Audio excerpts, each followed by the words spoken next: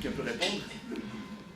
Eh bien non, parce que c'est une question fondamentale que Jabotinsky, Vladimir Jabotinsky, le fondateur du Parti révisionniste et pilier de la droite sioniste, pose dans l'article La muraille de fer en 1923.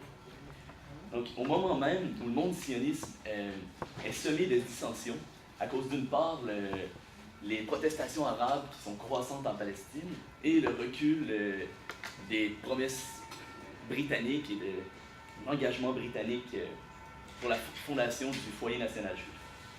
Donc, ce conflit avec les modérés, qui préconisent plutôt la négociation, poussera Jabotinsky à quitter l'exécutif du bureau sioniste en 1923. Donc, la même année, il rédige La muraille de fer, et ce sera en réaction à ces sionistes modérés pour les inciter à reprendre leurs objectifs à cœur et arrêter de perdre du précieux temps national à négocier avec les Arabes et les Anglais. Donc, comme vous l'avez constaté dans la question de Samir, Jabotinsky donne une vision claire sur la marche à suivre avec les Arabes et en même temps, il justifie le foyer national juif par la colonisation, qui est une fierté britannique. Donc c'est sur ces bases que ce juif de l'intelligentsia russe, parlant une quinzaine de langues et ayant vécu dans plusieurs pays européens, va rédiger La muraille de fer, la meilleure expression de son positionnement politique dans le sionisme du début du XXe siècle. Positionnement qui influencera la droite sioniste jusqu'à aujourd'hui. Donc, pourquoi vous vous asseyez? Vous êtes bien debout. c'est un peu une conférence. D'accord, non, parce que c'est... Ça va être quand même interactif. Comme vous voulez. Mais... Alors. Ah d'accord, c'est un truc organisé entre vous. Ouais. On fait une discussion, en quelque sorte. C'est un cool. Vous êtes invités, c'est gratuit. D'accord. Bienvenue. Alors, l'Europe est nôtre. Nous sommes parmi ses premiers créateurs. En outre, nous avons commencé à l'édifier bien avant le début commun et avant même que les Athéniens n'en posent les premières pierres. Les caractéristiques essentielles de la civilisation européenne, l'insatisfaction, la lutte avec Dieu, l'idée du progrès, tout ce qui fait l'abîme entre deux visions du monde, l'idée du passé et celle de l'avenir, c'est nous qui les avons donnés à l'Europe bien avant que nos ancêtres ne s'y soient établis. Jabotinsky croit, contrairement aux dirigeants de gauche, qu'il est donc favorable, autant aux occidentaux qu'aux juifs, de créer un foyer national en Palestine. Ouais, donc j'appuie tes propos, Samir, car on constate dans la partie sur la morale de la muraille de fer que Jabotinsky prend pour acquis, et je cite, que le monde civilisé en entier a reconnu le droit des Juifs de retourner en Palestine. Pour lui, toute nation européenne est par défaut, même s'il ne l'affirme pas eux-mêmes, favorable à la cause du sionisme. Une raison qui lui fait croire cela, c'est que les États européens vont se soulager de la douleur de l'antisémitisme s'ils voient les Juifs émigrer en Palestine. Donc Jabotinsky théorise deux formes d'antisémitisme. Il parle de l'antisémitisme des choses et de l'antisémitisme des hommes. L'antisémitisme des choses, Samir, c'est un antisémitisme de situation, un antisémitisme créé par l'arrivée de certains juifs dans un pays, par exemple. Par exemple, il donne le cas de la Pologne, qui voit les juifs gagner en prestance économique et sociale. Donc il y a une jalousie qui se crée dans le cœur des hommes. Mais tandis que l'antisémitisme des hommes, c'est plutôt pathologique. C'est un antisémitisme qui se transmet de génération en génération et qu'on ne peut pas vraiment relever la cause. Ouais. Et alors, si Jabotinsky est si convaincu de cet attachement entre le monde juif d'une part et le monde civilisé de l'autre, comme il énonce dans La muraille de fer, pourquoi ne vit-il pas simplement conjointement avec les courants assimilationnistes, Antoine? Eh bien, c'est ce qui m'amène justement à ma deuxième idée.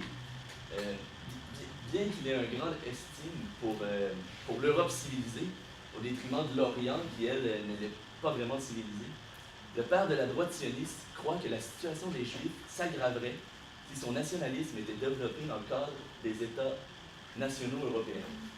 Donc, il développe fort peu cette idée du nationalisme dans la muraille de fer. Mais c'est une idée qu'il a théorisée énormément durant sa carrière. Donc, notamment parce qu'il a vécu en Italie, il a eu une forte influence italienne.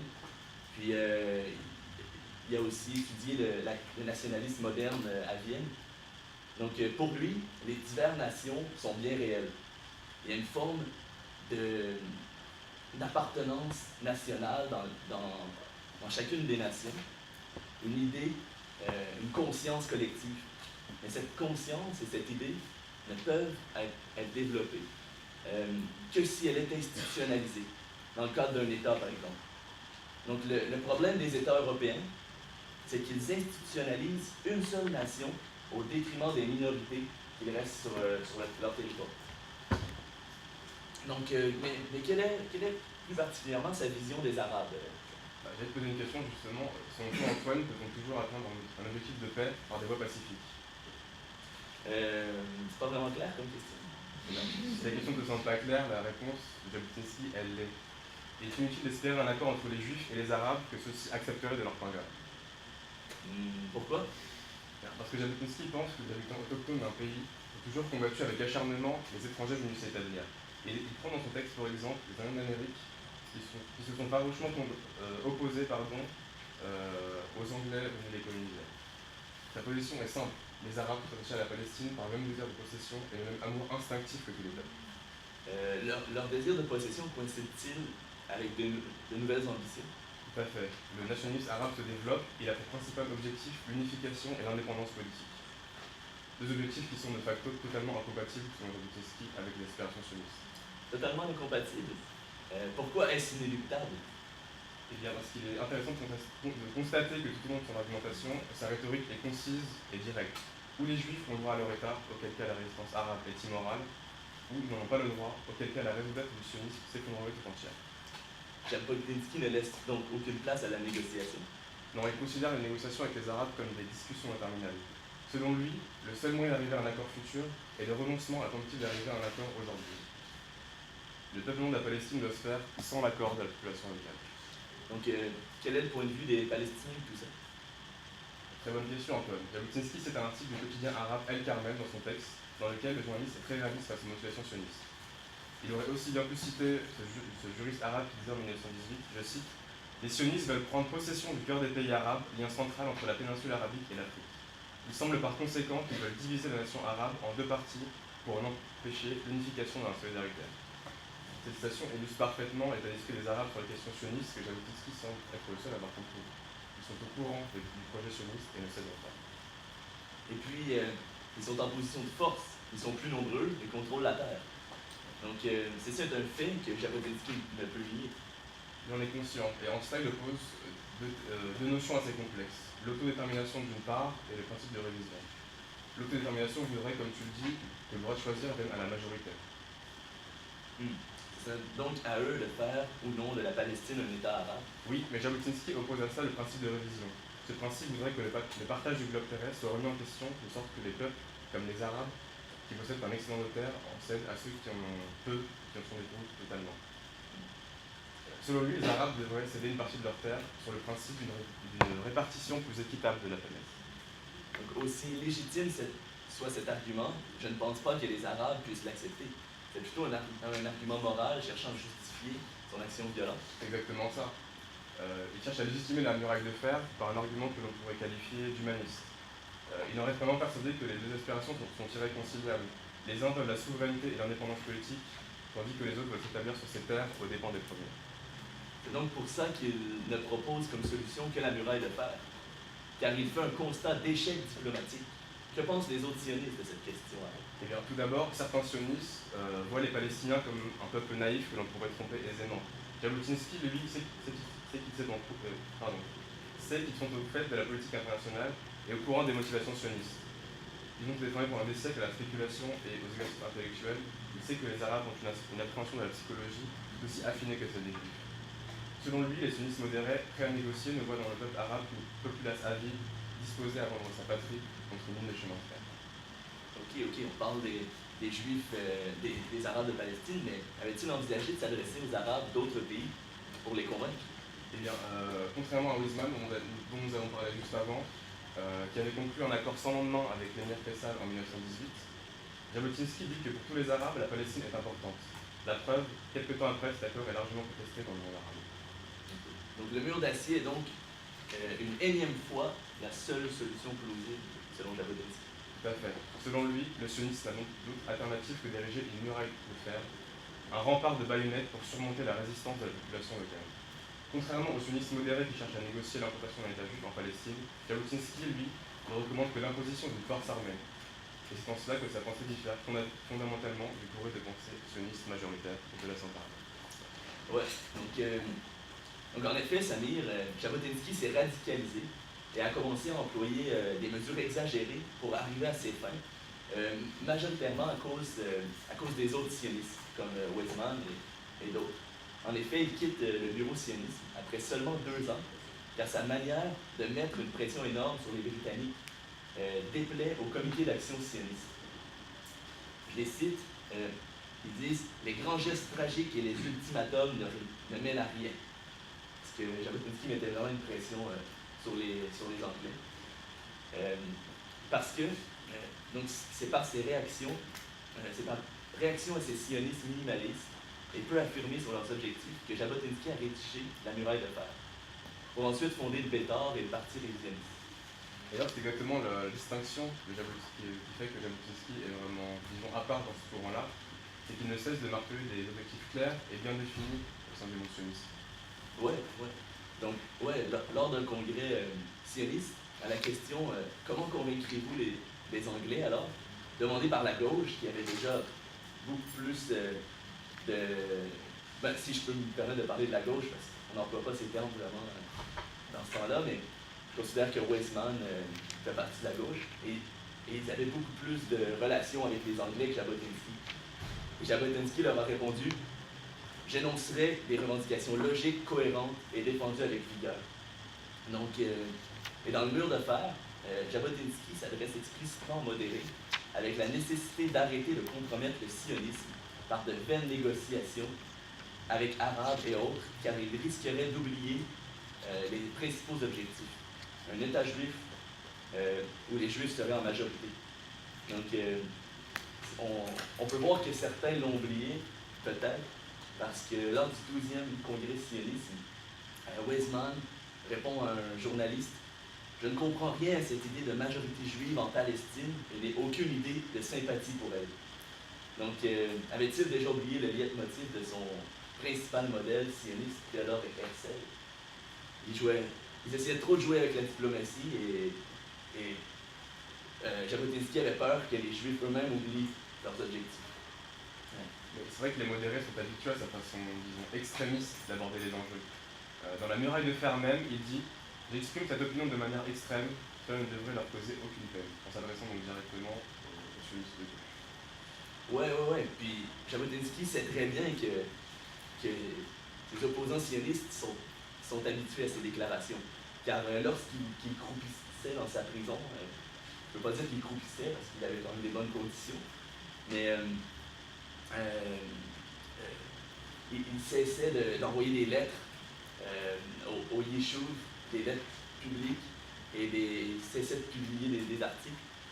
Et finalement, le futur responsable de la Haganah, qui s'était un peu lassé de Jabotinsky, même si c'était son héros au début, lui dit « On n'a pas le droit de démoraliser les masses, propager l'anarchie, semer le désespoir et pire encore, répandre des illusions. » Et même que Weizmann va même s'interroger sur l'équilibre mental de Jabotinsky, en disant « J'ai bien l'impression que Jabotinsky n'est pas normal.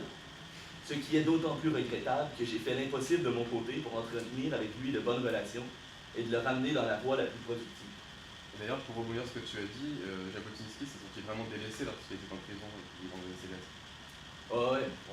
Ouais, et on peut comprendre ce sentiment de révolte qu'il a développé là-bas dans une lettre ouverte adressée au Yishuv de sa prison de Sanjanda. Il dit « Il n'y a rien de plus humiliant et de plus navrant que d'être enfermé en prison pour avoir servi un public qui vous a oublié. » D'ailleurs, quel est le contexte de son emprisonnement? Ouais, donc Seul contre tous, comme il écrit dans son autobiographie, il développe l'idée et tente de faire créer une légion juive. On en a très peu parlé du cours, mais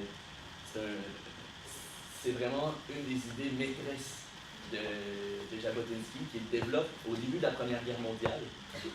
Et vraiment, il se sent seul contre tous, et il a un peu raison, parce que donc il veut avoir des bataillons juifs pour lutter en Palestine, parce que pour lui, il croit qu'après la guerre, l'armée juive sera la seule sera la seule possibilité de garder les colonies juives qui sont déjà installées.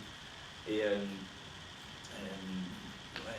puis il est seul contre tous parce que les Anglais sont encore dans les négociations, ne veulent pas affirmer le foyer national juif. Et de leur côté, les sionistes ne veulent pas prendre nécessairement position avec un camp, soit la Triple Entente ou la Triple Alliance, parce qu'ils ne sont pas sûrs des résultats de la guerre, ils ne sont pas sûrs que la Triple Entente va gagner. Et ça pourrait compromettre le sionisme en entier s'ils prenaient trop position. Mais il me semble qu'après la guerre, la Première Guerre mondiale, donc, les Anglais ont dissous les régiments pour ne pas laisser d'armée juive en Palestine. Ouais, Jabotinsky dit « Force est de constater que mon œuvre est brisée en morceaux sous l'effet de la désillusion, du désespoir, des promesses non tenues et de l'antisémitisme. Comme il écrira au général Allenby, mais il restera l'homme d'une idée, l'armée juive. Il fonde alors dans l'illégalité une milice semi-officielle qui sert à protéger l'économie juive. Et c'est pour avoir organisé des opérations d'autodéfense armées contre les révoltes arabes de la Nabi Moussa en 1920-1921, que Jabotinsky est arrêté et condamné à 15 ans de prison. Même s'il n'y reste que quelques mois, une rupture se crée avec les membres du Yishuv, et Jabotinsky n'occupera plus jamais une place au sein de la Haganah, l'armée juive en Palestine, même si c'est lui qui l'a un peu fondé. Mais ça n'empêche pas, donc, pour rebondir encore une fois ce que tu disais, de développer l'idée 3 ans plus tard, avec la muraille de fer, que le recours à la force est inévitable pour défendre la vérité sacrée, entre guillemets, du retour des Juifs en Palestine. Évidemment, Samir, peu avant la fondation du Parti révisionniste, qui représentera la plateforme politique de la droite. C'est fini, presque? Ah ouais. Ok. Mais en le fond, on veut juste vous dire que le Bétard, peu importe, que le Bétard, ça a été fondé avant le Parti révisionniste, et c'est ce qui tient l'idée d'avoir une force armée en Palestine. Et c'est plus qu'une force armée, mais c'est une organisation qui va former les citoyens, les vrais citoyens juifs.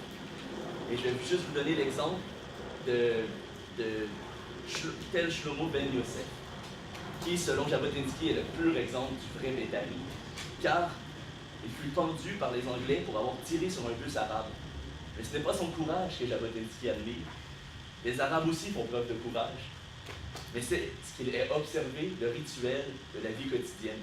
Il s'est brossé les dents quelques minutes avant de s'être pendu. Et j'aimerais... Ouais!